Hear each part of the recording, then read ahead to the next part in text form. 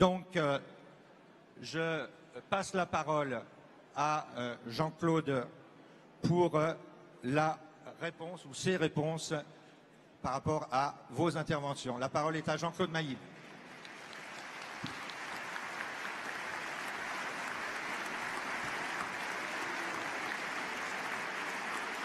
Bien. Mes chers camarades, 256 demandes de prise de parole, 252 interventions, 100 de plus grosso modo que lors de notre dernier congrès.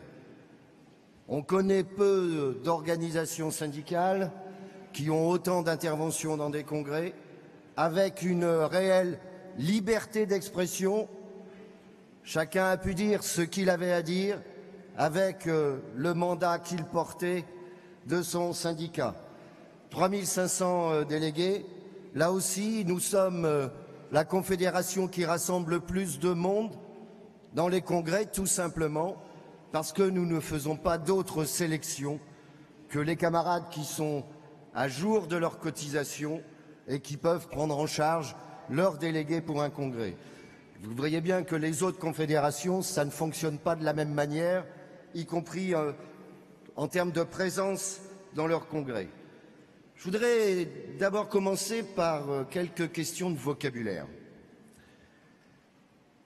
Je ne sais plus qui a dit à la tribune que c'est vrai que dans le rapport d'activité, dans la première partie, j'ai dit que le fédéralisme, c'est le cœur du réacteur de Force ouvrière, c'est le cœur de notre fonctionnement, que ça ne devait pas pour autant être la chienlit. Quand je parlais de ça, je ne pensais pas aux ordonnances, c'est pas du tout ça. C'est que nous sommes une organisation particulière. Nous sommes sur le plan des valeurs, sur le plan des principes, très républicains, attachés à l'unité de la République, attachés à l'égalité, à la fraternité, attachés à la laïcité également. Et dans notre mode de fonctionnement, ce qu'on appelle notre fédéralisme, nous sommes d'une certaine manière très décentralisés. D'autres organisations, c'est le contraire. Elles sont girondines dans la conception de la République, mais très centralisées dans leur mode de fonctionnement. Or, c'est à la fois une richesse, et bien entendu qu'il ne faut pas remettre en cause ce fédéralisme, la liberté de nos structures, dans le cadre, bien entendu, des statuts confédéraux, mais j'insiste sur un point, le fédéralisme, ce n'est pas l'autonomie. Ça veut dire que dans le cadre des respects des statuts des uns et des autres, que ce soit les statuts confédéraux, les statuts des fédérations, des unions départementales, des syndicats, on n'est pas, chacun ne fait pas ce qu'il veut. Parce que si chaque structure se comporte de manière autonome, mes camarades, eh ben demain, il n'y a plus de confédération. Une confédération, pour fonctionner, doit avoir une unité de réflexion, une unité statutaire. Après, chacun a sa liberté d'expression, mais bien dans le cadre des statuts confédéraux. C'est pour ça que j'ai insisté là-dessus. Oui au fédéralisme, bien entendu, mais si ce fédéralisme se transforme en autonomie, c'est plus du fédéralisme, c'est autre chose. Et il est essentiel que le fédéralisme demeure, mais il est essentiel également que les structures de l'organisation restent confédérées au sein de la confédération. Deuxième point de vocabulaire. Alors, c'est vrai que j'ai à un moment donné, l'année dernière, évoqué les grognons, les grogneurs. Prenez un dictionnaire, hein, c'est pas compliqué. Ça veut dire quoi, grognon? Bougon, grincheux, ronchonneur, de mauvaise humeur. Grogneur, c'est, là encore on prend le dictionnaire, je dirais c'est un grognon permanent. Je pense qu'il y en a pas mal dans la salle quand même. Hein. On l'a vu au cours des différentes interventions. C'est pas une insulte, grognon. Alors qu'est-ce que je devrais dire, moi, quand on me dit que je suis un social-traître? Bon, en général, c'est les staliniens qui disent ça. Donc se faire traiter de social-traître par un stalinien, je considère que c'est un compliment. Mais bon.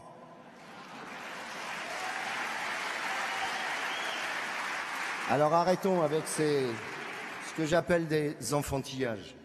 Arrêtons avec ça. Troisième point, ça, je vous le dis, ça, j'ai du mal à l'avaler. Qu'on puisse penser que je suis un menteur. Ça, j'ai du mal à l'avaler, mes camarades. Je ne pense pas. En tous les cas, je me suis toujours efforcé de vous dire les choses, de les dire directement et de ne pas mentir. Oui, je vous le confirme, y compris sur la période des ordonnances, je ne reviens pas sur les ordonnances, y compris sur la période des ordonnances, c'est à l'unanimité du bureau confédéral que nous avons pris les décisions, y compris quand le bureau confédéral s'est prononcé, notamment, par exemple, sur le 12 septembre. Je vais faire une confidence. Lors de la dernière commission exécutive confédérale, il y a quelques semaines, j'ai même dit, commission exécutive confédérale, 35 élus par le comité confédéral national, plus les membres du bureau confédéral. Et j'ai dit, lors de cette dernière CE, confirmé à la CE qu'il y avait unanimité du bureau confédéral, et j'ai même dit, si un des confédéraux présents dans cette salle dit le contraire, il peut le dire tout de suite. Personne n'a pris la parole, mes camarades. Donc il y a bien unanimité du bureau confédéral dans les réunions du bureau confédéral. Et vous savez, moi qui suis laïque, bon, même plus, je suis même mécréant, vous savez ce qu'on dit des menteurs? On dit des menteurs qui font de bons prêtres, mais que ce sont des mauvais prophètes. Donc je n'ai pas du tout l'intention, en la matière, de raconter des histoires. Quatrième point. Il y a eu peu d'interventions, mais je veux rétablir une ou deux choses. Je n'accepte pas, je le dis clairement, qu'un de nos, non pas anciens camarades, un de nos camarades qui fut membre du bureau confédéral, Stéphane Lardy pour le citer, qui a été un de nos grands négociateurs dans l'histoire de la maison, parce qu'il a fait un choix de vie, et il a le droit de faire un choix de vie différent. Stéphane n'a plus de mandat FO aujourd'hui. Stéphane a fait un autre choix de vie, mais mes camarades, quand on quitte ses mandats, on est libre. Quand on quitte un mandat, on n'est pas dans une secte quand on a FO. On a le droit de vivre sa vie comme on l'entend. Et donc je n'accepte pas, je le dis clairement, que ce garçon qui a fait un choix de vie, qui peut même être aujourd'hui, et ce n'est pas notre demande, directeur adjoint dans un ministère au cabinet de la ministre du Travail, c'est son choix de vie. Et on n'a pas à juger cela. Je trouve ça indigne d'attaquer un camarade parce qu'il a fait un choix de vie différent et qu'il n'a plus de mandat FO. Cinquième point. Oui, avec l'accord de mes camarades, j'ai sollicité que je puisse, demain, ce serait le seul mandat que je continuerai à avoir, à être membre du Conseil économique et social européen. Les camarades l'ont accepté. Il y a même un camarade, et je le remercie, pour que je puisse avoir ce poste qui a démissionné, c'est Jacques Lemercier, qui était au Comité économique et social européen pour nous. Jacques a accepté de démissionner d'ici peu de temps pour que je puisse le remplacer. Avant de dire des conneries, il faut peut-être se renseigner. C'est pas Macron qui désigne là-dedans, c'est pas Pénicaud, c'est FO. C'est simplement 2 postes FO, mes camarades. C'est pas un poste rémunéré. Eh oui, je suis européen. Critique sur la manière dont l'Europe se fait depuis des années. Mais si on peut aider, là aussi, avec une autre camarade qui y siège également, eh ben on fera notre boulot syndical comme on doit le faire. Mais arrêtons de dire n'importe quoi là aussi. 5e point. Je crois qu'il faut rappeler quelques fondamentaux. Je pense qu'il y a des camarades qui font des confusions entre consultation, concertation et négociation. C'est pas la même chose, mes camarades. Quand vous êtes consulté, on vous demande votre avis, puis on en tient compte ou on n'en tient pas compte. Le gouvernement va dire, ben voilà, je veux faire telle chose, je consulte les syndicats, vous dites oui, vous dites non, il écoute pas, et ça ne change rien. La concertation, mes camarades, c'est autre chose. La concertation, ça veut dire qu'il n'y a pas de signature à la fin, ce n'est pas une négociation, mais quand on concerte, on tient compte ou on ne tient pas compte. On peut faire bouger les choses. Elle est là la différence. Ça ressemble à de la négociation, sans que ce soit de la négociation. Et après, il y a la négociation, effectivement. Et la négociation, c'est essentiellement dans vos entreprises, c'est au niveau des branches, c'est au niveau interprofessionnel. Et là, l'objet de la négociation, c'est d'arriver à un texte. d'arriver à un compromis. Et quand on considère que le compromis est bon, on appose notre signature, et si on n'est pas d'accord, on ne signe pas. Mais les trois choses sont complètement différentes. Et là aussi, j'ai entendu beaucoup de confusion hier ou avant-hier dans certaines déclarations. Si je prends un accord au hasard, celui par exemple sur la formation professionnelle, l'accord sur la formation professionnelle, on reparle là-dedans du CPF. Quand l'accord est signé, pour nous, le CPF, il est en heure. Pour les 7 signataires, il est en heure. C'est pas nous qui demandons la monétisation du CPF, c'est le gouvernement qui veut monétiser le CPF. Et là, on n'est pas d'accord. Mais c'est pas nous qui demandons ça. Donc ne confondons pas aussi ce qu'on peut signer et qu'on a signé, ce soit la formation professionnelle ou l'assurance chômage, au passage, là encore, à l'unanimité du bureau confédéral. On signe cet accord, après le gouvernement reprend ou pas. Mais nous, on n'a jamais exigé non plus, mes camarades, parce qu'on a signé un accord que les députés et les sénateurs doivent respecter intégralement à la lettre l'accord. Sinon, ça voudrait dire quoi? Ça voudrait dire qu'on serait des législateurs ou des co-législateurs, ce que nous n'avons jamais accepté. Là aussi, on a une différence avec d'autres organisations qui voudraient effectivement, elles, que l'accord signé, de facto, devienne loi. À ce moment-là, nous serions effectivement des législateurs, et ça porte un nom, mes camarades, politiquement, ça s'appelle le corporatisme, ce que nous avons toujours refusé. Alors quand on signe, on intervient auprès des députés, on intervient auprès des sénateurs en disant on a trouvé un équilibre, essayez de le respecter. Si on ne signe pas, on va intervenir auprès d'eux en disant on n'a pas signé pour telle et telle raison, essayez de bouger la loi. Ça, on fait notre travail, mais ce n'est pas nous qui votons les lois, c'est bien le Parlement qui les vote. Tous les mouvements sociaux, je ne vais pas m'éterniser là-dessus, nous avons soutenu tous les mouvements sociaux. On a soutenu les camarades cheminots et on les soutient, on a soutenu les camarades hospitaliers, on a soutenu les camarades fonctionnaires, on a soutenu les camarades de Carrefour, j'en passe, et des meilleurs. Et on soutient les camarades d'Air France qui sont dans l'action. Il n'y a pas de doute à avoir là-dessus. Alors après, des fois c'est curieux. Vous avez tendance à plus comprendre ou croire un article de journal que ce qu'on vous dit. Je prends un exemple. Un jour, j'étais sur, je ne sais plus quelle radio, peu importe, et on m'interroge sur la grève des cheminots. Je soutiens la grève des cheminots. On me dit oui, mais FO n'est pas représentatif. Ben oui, Razal l'a dit d'ailleurs, malheureusement, et j'espère qu'un jour, on le sera. Je ne vais pas dire que oui, on est représentatif si on ne l'est pas. Pas mentir, là non plus. Et j'ai dit, non pas sur la grève des cheminots, j'ai dit à ce moment-là, oui, je ne sens pas pour le moment, au-delà des cheminots, au-delà de Carrefour, etc., la possibilité d'une mobilisation interprofessionnelle forte. C'était pas sur les cheminots, c'était sur l'ensemble. Et on m'a dit, Mailly ne soutient pas les cheminots. Chers camarades, regardez bien ce que j'ai dit. Ne vous fiez pas à un titre de dépêche AFP, par exemple. C'est là aussi, il faut bien regarder les choses. Alors, vous savez, appeler à la grève, c'est pas le plus dur. C'est pas le plus dur. Aller à une tribune de congrès, parler de la grève, grève interprofessionnelle, grève reconductible, assemblée générale, etc. C'est pas ça le plus dur. Le plus dur, mes camarades, c'est de la faire. C'est parfois de l'arrêter aussi. Un discours, on peut toujours, on peut y aller. Moi, j'ai déjà fait aussi ce genre de choses. Après, c'est la responsabilité. Je ne dis pas qu'il ne faut pas la faire. Mais c'est aussi, sortons parfois des effets de tribune. Parfois, je sais qu'il y a des camarades qui vont, pas tout le monde, qui vont faire ou parler ou promouvoir la grève générale, et puis quand elle a lieu, ils n'y sont pas.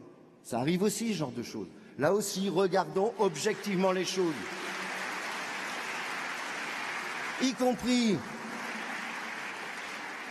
l'année dernière, le 12 septembre, où le bureau confédéral a considéré, on a le droit de dire quelque chose quand même, que nous, on ne sentait pas les choses sur le 12 septembre, pour autant, on n'a dénoncé personne. D'abord parce qu'on ne fonctionne pas comme ça. Ces camarades, on l'a bien vu d'ailleurs, personne n'a été interdit de manifester. Je vous rappelle que parfois, la Confédération appelle, il y a des camarades qui ne veulent pas y aller. C'est la même chose. On n'est pas une armée qui répond à des ordres. Et heureusement qu'on ne fonctionne pas de cette manière. Alors je ne vais pas revenir sur le fond des dossiers et notamment sur réanalyser les ordonnances, etc. Je vais être franc, je pense que ça ne sert pas à grand-chose que je revienne là-dessus ce matin. Je trouve qu'il y a là-dedans D'une certaine manière, il y a une part d'irrationnel. Donc moi, je ne sais pas gérer l'irrationnel. Je peux essayer de gérer ce qui est rationnel, mais ce qui est rationnel, c'est beaucoup plus compliqué, mes chers camarades. Qui a dit que les ordonnances étaient bien? Personne.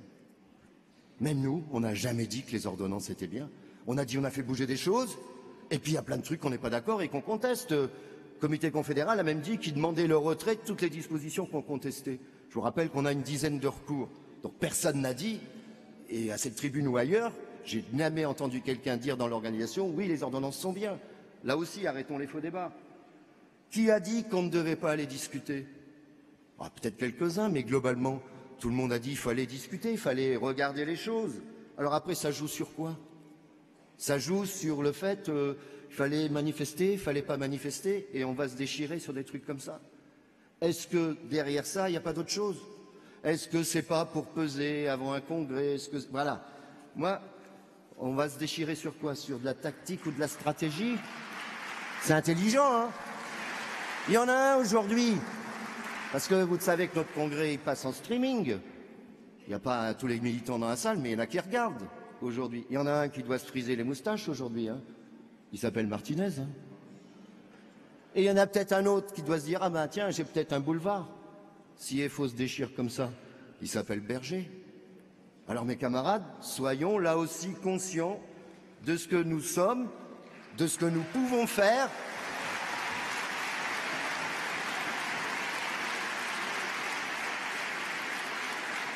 Est-ce que nous avons tous intérêt à ce que l'organisation soit fracturée, enfin lisez les titres de journaux, etc. Je ne pense pas. Je pense qu'on a autre chose à faire. Vous savez, être secrétaire général de la Confédération, c'est une lourde responsabilité.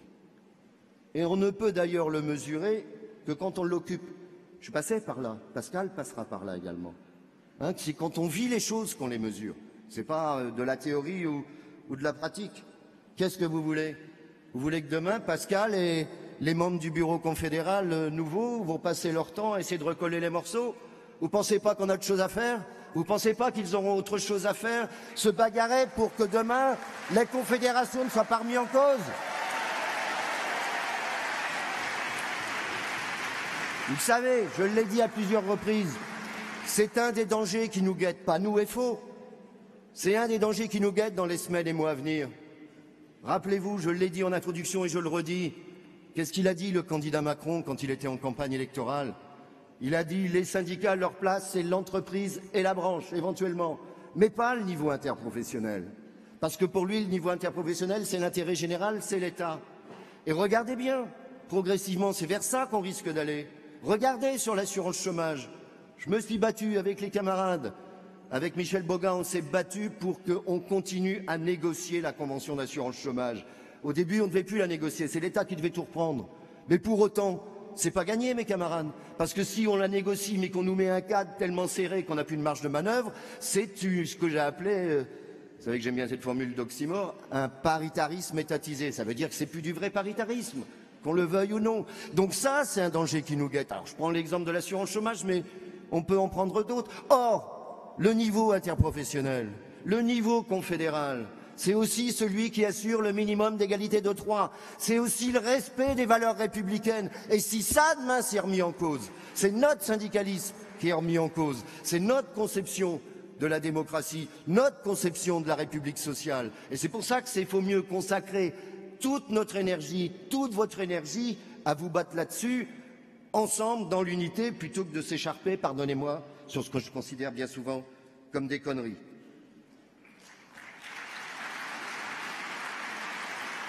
Moi, je ne m'engagerai pas, c'est ma conception de la responsabilité également et du syndicalisme. Je vais laisser, vous allez débattre des résolutions, considérant que demain je redeviens un adhérent lambda, considérant que donc je n'aurai pas à mettre en charge ça, c'est pas moi, je n'interviendrai pas sur les résolutions, pas plus que je suis intervenu sur ce que devrait être, et c'est normal, le futur bureau confédéral. Ça fait partie de ma conception de la responsabilité. Ceci étant, en général, on fait dire beaucoup de choses à nos grands-mères, mais ma grand-mère me disait souvent, elle avait beaucoup de formules, mais celle-là, vous la connaissez sûrement, parfois on en entend des vertes et des pas mûres. Voilà, il n'y a pas que ma grand-mère qui disait ça. Alors, au-delà des apparences physiques, mes camarades, j'ai le dos large. Et je vous avoue que ces derniers mois, au-delà des nuances ou divergences démocratiques que l'on peut avoir entre nous, et c'est normal, ça fait partie du débat, je considère que certains, ou certaines, peu importe, ont mordu le trait de la fraternité et de la camaraderie. Je vous le dis et le redis, la fraternité, au passage une des valeurs républicaines, elle est indispensable à l'unité de la maison. Elle n'exclut pas le débat, bien entendu. Elle n'exclut pas même les engueulades entre camarades. Mais elle implique le respect des uns vis-à-vis des autres et réciproquement, comme le disait Pierre Dac. En 2018, c'est ma 40e carte syndicale AFO, je vous l'ai dit. Toute ma vie militante, je me suis efforcé de rester fidèle à nos valeurs, à nos principes, à nos orientations. Au-delà des exégèses et interprétations toujours possibles et différentes, y compris parfois sur nos orientations, ce sont les résultats qui comptent. Je connaissais cette formule latine, bis repetita placent. Les choses répétées plaisent. Eh bien, je vais vous le redire encore une fois. Oui, en 14 ans de secrétariat général, je ne sais pas combien ça fait de bureaux confédéraux, mais ça en fait un paquet à raison d'un par semaine. Il n'y a eu qu'une seule fois un vote au bureau confédéral. Un seul vote en 14 ans. C'est pas qu'on ne veut pas voter, c'est qu'en général, on était tous d'accord, ou pour signer, ou pour pas signer, peu importe. Un seul vote. C'était en 2008, mes camarades, sur un accord qui avait généré à l'époque beaucoup de débats. Rappelez-vous, pour les membres du CCN, c'était à Biarritz. Parce que là, effectivement, on n'était pas tous d'accord au bureau confédéral. Et ce jour-là, j'ai dit, bon, bah, comme il y a des voix divergentes, on va voter. Et il y a un camarade ou une camarade, peu importe, qui avait voté contre, et un autre qui s'est abstenu. C'est la seule fois où nous avons voté en 14 ans au bureau confédéral. Et avec mon prédécesseur, ça a dû arriver une ou deux fois également. Donc, parce qu'on ne fonctionne pas comme ça. Si on est d'accord, c'est pas la peine de faire un vote. Tout le monde s'exprime librement. Je vais vous dire, pensez-vous un seul instant qu'à 8 mois de la fin de mon mandat de secrétaire général, j'aurais volontairement violé ou changé de cap, violé nos résolutions? Est-ce que c'est sérieux? Alors certains disent, oh là là, il a dû négocier un truc avec le gouvernement. J'en ai entendu, vous savez. Même les camarades du bureau me protégeaient, ils ne voulaient pas que je regarde les réseaux sociaux. Bon, entre nous, il y a tout là-dedans, hein. Les injures, les félicitations, on peut tout trouver. Je vais même vous dire, si je n'avais pensé qu'à moi, ben c'était simple, hein. Je disais non, on ne discute pas, non, c'est la casse du code du travail, il faut battre le pavé, avec un succès, reconnaissons-le, qui aurait été limité, tout serait passé, mes camarades, on n'aurait plus de branche aujourd'hui, j'en suis sûr, on n'aurait plus dans les entreprises en dessous de 150 ou 200 salariés, il n'y aurait plus de négociation avec les syndicats. Mais voilà, mais là, ce congrès, vous m'auriez tous applaudi, j'aurais été content. Mais que voulez-vous, je n'ai jamais été démagogue ni populiste, je ne vais pas commencer aujourd'hui. Oui, je suis réformiste, tout simplement, et non réformateur, tout simplement parce que FO est une organisation réformiste. C'est notre syndicalisme, c'est pas autre chose. Être secrétaire général de FO, c'est une maison complexe. On n'a pas de courant. On a des sensibilités, ça c'est vrai, mais on n'a pas de courant en tant que tel. Être secrétaire général, c'est coordonner, c'est animer, c'est impulser, c'est être le porte-parole, discuter, débattre, assurer le plus possible l'unité de notre diversité. C'est ça le rôle du secrétaire général. C'est pas un PDG, pas lui qui décide tout seul. C'était vrai pour Blondel, pour Bergeron, pour Botreau, pour moi, pour Pascal Demain. On discute, on débat entre nous dans les instances de l'organisation.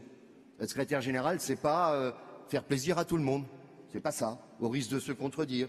C'est pas je suis leur chef donc je les suis. C'est pas du tout ça. On prend ses responsabilités. Toute ma vie, au moins sur les choses essentielles, je n'ai jamais pu défendre quelque chose auquel je ne croyais pas. Tout simplement parce que je sais pas faire. C'est aussi simple que ça. Oui, Force ouvrière, c'est une organisation réformiste militante. Nous ne sommes pas une organisation révolutionnaire. Oui, Force ouvrière croit à la négociation collective et Force ouvrière n'est pas étatiste. Oui, Force ouvrière est fondamentalement attachée aux valeurs républicaines et aux services publics indispensables qui doit les mettre en œuvre. Oui, Force ouvrière est un syndicat et n'est pas un parti politique. Oui, Force ouvrière respecte les engagements, croyances personnelles de ses adhérentes et des adhérents. On n'a d'ailleurs pas à les connaître. On s'en fout, c'est leur problème individuel. Mais ceux-ci ne doivent pas les mettre en œuvre dans le syndicat. Oui, ça c'est Force ouvrière. Oui, Force ouvrière est attachée à la démocratie, parce qu'elle respecte les libertés fondamentales et qu'elle se battra toujours pour les faire respecter. D'où, par exemple, notre vigilance permanente vis-à-vis du rôle et de la place de l'État. Je ne reviens pas sur ce que j'ai dit lundi matin concernant ce que j'ai appelé une forme de crise de la représentation politique qui sévit en France, en Europe et dans le monde. Entre nous, qui aurait dit il y a 3 ans que Macron aurait été élu président de la République? Qui aurait dit que Trump aurait été élu président des États-Unis? Qui aurait dit qu'en Allemagne, l'AfD, un parti d'extrême droite, allait atteindre presque 15% en Allemagne aux élections? Qui aurait dit qu'en Italie, lors des dernières élections, c'est le mouvement 5 étoiles qui arrive en tête, avec un autre parti derrière et la momie Berlusconi qui ressuscite en 3e position? Qui aurait dit qu'en Autriche, on a aujourd'hui un gouvernement avec du centre droit et de l'extrême droite? Et je peux allonger la liste, regardez ce qui se passe en Hongrie, regardez aujourd'hui ce qui se passe aussi en Pologne. Donc c'est une forme de crise de la représentation politique, parce qu'il y a plein de raisons à ça, je pense. Mais il y en a aussi une raison qui est que la dégradation un peu partout dans le monde, qui s'est accélérée avec le rouleau compresseur du capitalisme libéral, le fait qu'il n'y ait plus a priori d'alternative, ça a conduit à ce que beaucoup de salariés, de gens disent mais quel que soit le gouvernement en place, on a l'impression que c'est toujours la même chose. Pour nous, rien ne change. Le chômage ne diminue pas obligatoirement, les inégalités continuent à se creuser, etc., etc. Et ça génère, c'est une des raisons, ça n'est pas la seule, ce que j'appelle une crise de la représentation politique. Et même si nous préservons, et il faut préserver, notre liberté et notre indépendance, nous ne vivons pas non plus, mes camarades, en dehors du temps et de l'espace. Nous sommes aussi, et c'est logique, perméables à certaines tendances générales, on appelle ça comme on veut, ou sociétales. Ainsi, par exemple, la méfiance, voire le rejet par nombre de citoyennes et de citoyens, des structures qu'on peut qualifier de politiques traditionnelles, celles qui, en France ou ailleurs, depuis des années, pratiquaient l'alternance, conduit, qu'on le veuille ou non, mes camarades, à un désintérêt, voire à un recul de ce que l'on peut appeler une culture politique générale. Et on n'échappe pas, nous non plus. Il n'y a aucune raison qu'on échappe à ça. On ne vit pas, je le dis bien, en vase clos. Vous le savez, moi, j'ai jamais rien caché. Comme mes prédécesseurs. Moi, j'ai été, je ne suis plus cette année, mais j'ai été pendant longtemps adhérent du Parti socialiste à titre personnel. C'est mon droit. D'autres disent je suis anarchiste. D'autres disent je suis trotskiste. D'autres disent je suis républicain, modem. Il y en a peut-être qui sont en marche aussi. J'en sais rien, moi. Je m'en fous. Il y en a qui disent mais moi, je suis franc-maçon, s'ils veulent le dire. Et on s'en fout. Ça ne veut pas dire qu'il faut être adhérent quelque part pour être politiquement, pour être militant ou adhérent. Il faut, bien entendu. Mais c'est le respect individuel. C'est votre liberté individuelle qui est protégée avec notre mode de fonctionnement. À condition, bien entendu, que nos convictions, qu'elles soient religieuses, qu'elles soient politiques, philosophiques, n'entrent pas dans le syndicat. Ça veut dire aussi que quand les partis politiques traditionnels, quels qu'ils soient, en France comme ailleurs, perdent de l'influence, je dis bien c'est une forme de culture politique générale qui s'étiole. Or, avoir, chers camarades, je dis bien, dans le respect intégral de notre liberté et de notre indépendance, avoir un peu de culture politique générale, ça permet aussi de comprendre les choses.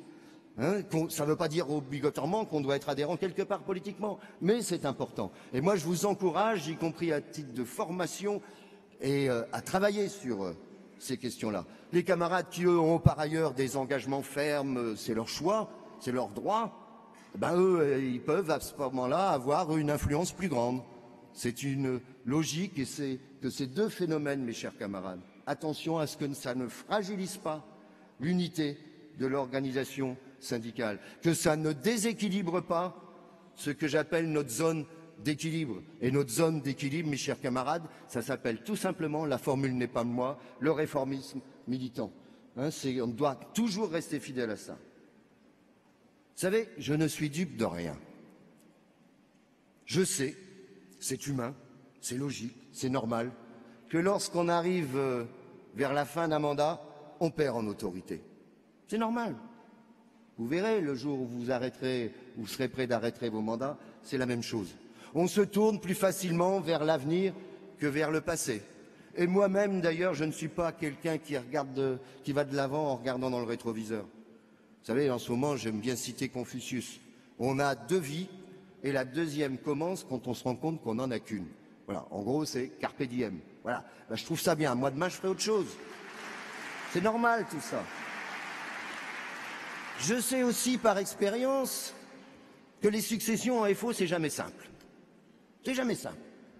En tant que militant, j'ai connu, et je ne suis pas le seul, il y en a d'autres dans la salle, j'ai connu la succession d'André Bergeron en 1989, avec deux candidats qui se sont affrontés jusqu'au dernier jour, jusqu'à l'élection. On a mis 10 ans à s'en remettre, mes camarades. Hein, et ça a été une des raisons, pas la seule, que quelques camarades nous aient quittés presque 10 ans après. J'ai connu ça. J'ai connu un congrès en 96 où le secrétaire général en place, Marc Blondel, avait un ou deux candidats contre lui, jusqu'à la fin du congrès. J'ai connu, et pour cause, la succession de Marc Blondel, avec deux candidats jusqu'à un mois, je ne sais plus, ou deux, du congrès. In fine, je me suis retrouvé seul candidat. Et cette fois, mes chers camarades, ben, il n'y a qu'un candidat au secrétariat général. Ça signifie que demain, il sera élu. Pascal sera élu secrétaire général de la Confédération. On n'a pas de surprise, il n'y a pas de scoop, on le sait, les choses seront respectées, il y aura le vote, bien entendu, mais il sera élu. Et nous avons même d'ailleurs, et vous l'avez accepté, modifié l'ordre du jour du Congrès, et c'est ce que je souhaitais personnellement, afin que le CCN, normalement, qui élit les instances, si on regarde bien les statuts, il doit se tenir demain, enfin après-demain, samedi matin. On a dit, ben non, comme il n'y a qu'un candidat, et moi je souhaitais que le futur secrétaire général, donc Pascal, puisse clore le congrès demain.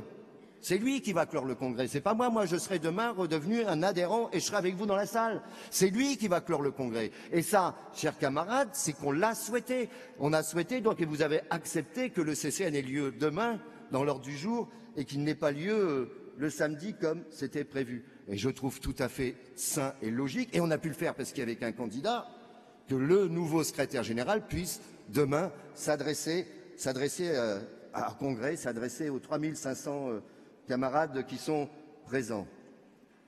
Alors, vous savez, quand je dis je ne suis pas dupe, je sais bien aussi que, nonobstant le fond du dossier, les ordonnances travail ont aussi servi de prétexte, parfois.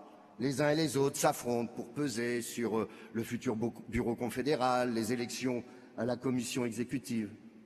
Ça fait beaucoup d'énergie dépensée en interne, mes camarades, hein, qu'il pourrait l'être beaucoup plus efficacement si on dépensait cette énergie pour le développement et au service des adhérents. Je vous le dis clairement.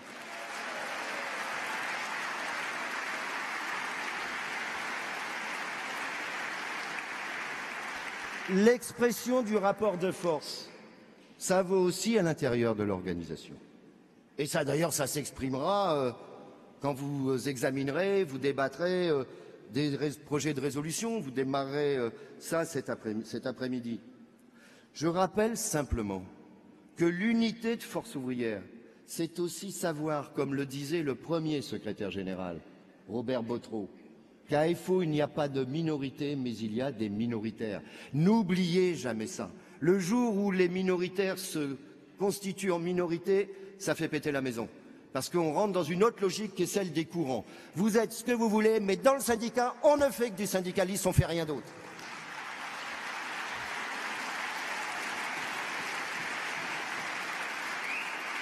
Privilégier l'unité de la maison, c'est se donner les moyens d'être syndicalement efficace dans une période qui n'est pas facile depuis des années, hein, mais il n'y a pas que chez nous, vous savez. J'ai siégé pendant quelques années, j'ai encore eu une réunion il y a 10 jours, la dernière, au comité directeur de la Confédération européenne des syndicats, où je rencontre les camarades belges, allemands, enfin tous les camarades. Ça va bien nulle part, mes camarades. Hein. Les problèmes sont partout, à des degrés divers, plus ou moins importants. Hein, vous avez peut-être discuté, certains d'entre vous, avec nos camarades européens qui étaient présents à notre congrès. C'est partout les difficultés. C'est partout. C'est vrai chez nous. C'est vrai en Allemagne. On nous parle souvent du modèle allemand. Je rappelle juste un chiffre. Hein. En Allemagne, 50% des travailleurs allemands ne sont couverts par aucune convention collective. C'est pour ça qu'il fallait se battre pour la branche, même si c'est dans des conditions difficiles. Moi, je suis sûr que si on n'avait pas fait ce qu'on avait fait, il n'y aurait plus de branche. S'il n'y a plus de branche, il n'y a plus de convention collective nationale. S'il n'y a plus de convention collective nationale dans le privé, il n'y a plus de statuts nationaux. Ça ne veut pas dire que tout est réglé. Tous ces conflits-là, vous allez les avoir, ça va revenir de manière régulière.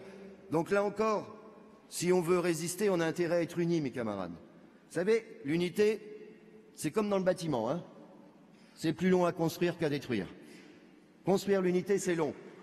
Détruire l'unité, ça se fait très rapidement. Alors je sais que vous avez le ressort et les réflexes pour vous consacrer à l'essentiel. L'essentiel, c'est la représentation et la défense des intérêts matériels et moraux des travailleurs, ce que nous faisons depuis 1895 et depuis 1948. Ce sont vous, les syndicats, qui avez votre avenir et l'avenir du syndicalisme libre et indépendant entre les mains. Faites-en bon usage. Vous êtes la sève et le tronc de Force ouvrière. Sans vous, on n'existe pas. N'oubliez pas non plus les racines qui permettent de s'arrimer au terrain. Dans un monde mouvant, comme on le connaît, n'oubliez pas que le mot crise, il a deux sens. Un danger et une opportunité. Alors saisissez-le comme une opportunité pour développer encore plus nos adhésions, pour développer encore plus notre développement. Vous savez, j'ai souvent dit que 20 ans ou 25 ans dans la vie d'un homme ou d'une femme, c'est long. 20 ou 25 ans dans la vie d'une société, 20 ou 25 ans dans la vie d'un syndicat, c'est rien. Quand je dis ça, ça ne règle rien, mais ça permet de relativiser les choses. Et en tous les cas, il faut garder le cap, garder nos orientations, garder ce qui est notre ADN, notre liberté de comportement et notre indépendance. Je suis persuadé que notre conception du syndicalisme, notre conception de la liberté de comportement, de l'indépendance, notre cocktail d'idéologie au bon sens du terme et notre pragmatisme, notre objectif d'émancipation qui, au passage, doit nous interpeller sur la dépendance liée à la subordination. Notre liberté fédéraliste sont des atouts et que nous avons, si nous le voulons, un boulevard devant nous. Demain, avec d'autres membres du bureau confédéral et de la commission exécutive, je remettrai mon mandat. Les hommes et les femmes passent, les organisations demeurent. Et je vais vous dire, bon, quelques bosses dans ce congrès quand même. Mais je vais vous dire une chose, je m'en fous. Parce que, personnellement, je sais que le matin, quand je me lève, je peux me regarder dans la glace. Et ça, mes camarades, c'est ce qu'il y a de plus important. Alors, restez des femmes et des hommes libres. Sachez résister. La résistance, c'est la première marche du progrès. Sachez négocier.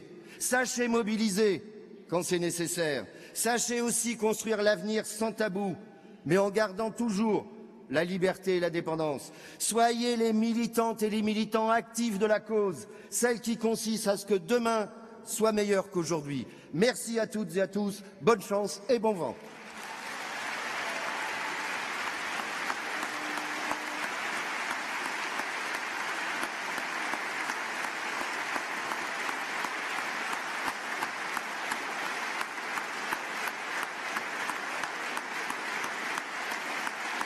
Merci.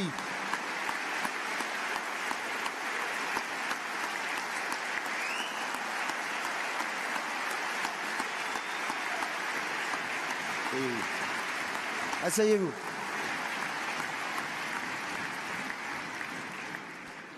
Juste quelques mots. D'abord, je tiens à remercier tous les camarades de l'UD du Nord qui ont aidé à la réalisation et à la réussite matérielle de ce congrès, ainsi que tout le personnel de la Confédération. Vous savez qu'un congrès comme ça, c'est des mois de boulot pour tout le monde.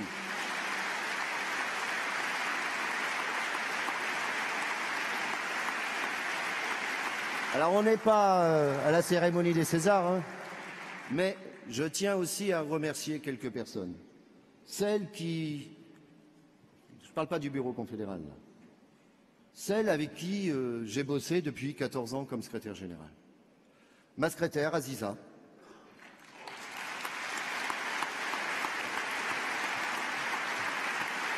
Mes deux assistants. Didier Hoth, d'abord pendant quelques années, qui maintenant, il est retraité, le père Didier, et vous l'avez entendu à la tribune, il s'occupe de l'Union confédérale des retraités, et Christelle, depuis quelques années. Une super militante, une bosseuse, qui elle aussi va voguer vers d'autres horizons. Aussi mes deux camarades avec qui on a traversé la France dans tous les sens. Je pense à Ludo et Dominique, qui ont conduit je ne sais plus combien de kilomètres. Et aussi les camarades qui étaient assurés, devaient assurer, et assureront d'ailleurs, et assurer ma sécurité, notamment dans les manifs. Je pense, alors je ne vais pas tous les citer parce que ça a tourné, mais je pense à trois en particulier. Malik, Alain et David.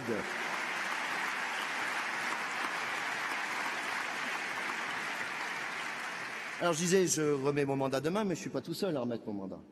Donc je voudrais que les 5 camarades, c'est le hasard, hein, c'est 5 femmes qui partent avec moi. Je voudrais qu'elles me rejoignent à la tribune 2 secondes. Allez, Anne, Jocelyne, André, Marie-Alice et Michel.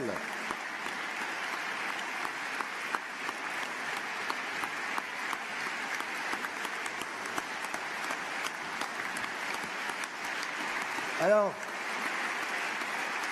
Alain Gautron, c'est mon secrétaire général, Alain, hein, secrétaire général du SN Focus. Marie-Alice, qui a, pendant des années, assuré le secteur de la négociation collective, s'est battue comme une lionne sur les questions de représentativité. C'est pas évident, hein, elle était secrétaire du D en Martinique, de venir habiter Paris, c'est pas la même température, hein, bon. Et donc elle fait de temps en temps des allers-retours, elle repart dans son île, hein, d'ici quelques jours, mais vous pouvez l'applaudir, elle a bien bossé.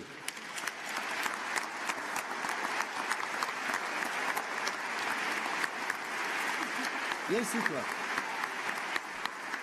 toi. André Thomas, elle a fait le service juridique, à un moment, un petit peu. Elle a été une grande secrétaire à l'international et à l'Europe. Les copains l'aiment bien. En plus, je vais vous dire, on a fait quelques voyages ensemble. C'est une patte. Elle est gentille comme c'est pas possible.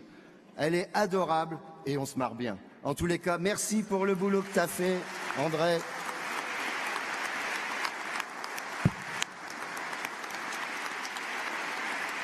Jocelyne. T'as vu, hein? 5 nanas. Hein. 5 nanas. Rien que pour toi. Jocelyne, elle, s'est occupée ces derniers temps du secteur de la protection sociale collective. Pour des raisons personnelles, elle a décidé de ne pas demander le renouvellement de son mandat. Les 2 bouquins qu'on a faits sur la sécurité sociale, l'histoire et les revendications, c'est à elle qu'on le doit.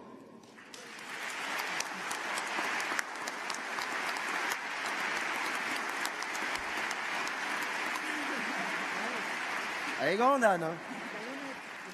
Anne a été secrétaire générale de la Fédération générale des fonctionnaires. Anne s'occupe aujourd'hui de l'égalité, du handicap, de toute une série de choses. Pour des raisons y compris personnelles, ne demande pas le renouvellement de son mandat, mais à la différence des autres, elle va continuer à militer à la Confédération, notamment sur toutes les questions liées au handicap. Donc vous la verrez encore dans les couloirs du 141 avenue du Maine. Merci Anne.